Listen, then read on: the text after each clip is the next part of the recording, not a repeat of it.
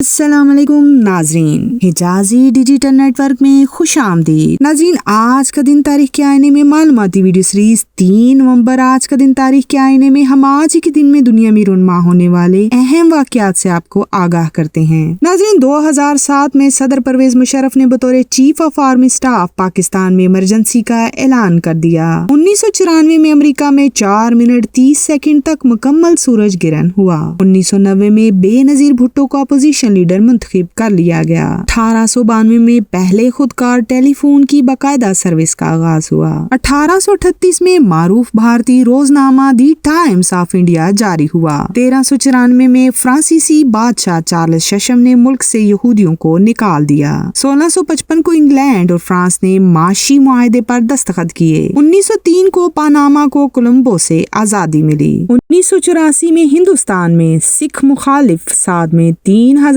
سے زائد افراد کی موت ہوئی۔ 2003 میں پاکستان اور چین کے مابین بیجنگ میں 8 سمجھوتوں پر دستخط کیے گئے۔ 2004 کو امریکہ میں دہشت گرد حملے میں ورلڈ ٹریڈ سینٹر گرائے جانے کے بعد 13 برسوں بعد اسی جگہ پر ایک ورلڈ ٹریڈ سینٹر کھولا گیا۔ ناظرین، آج کی معلوماتی ویڈیو آپ کو کیسی لگی؟ اپنی رائے سے ضرور آگاہ کیجیے گا۔ ہمارے چینل کو دیکھنے کا بہت بہت شکریہ۔ اپنا بہت سا خیال رکھیے گا۔ اللہ نے کے بان۔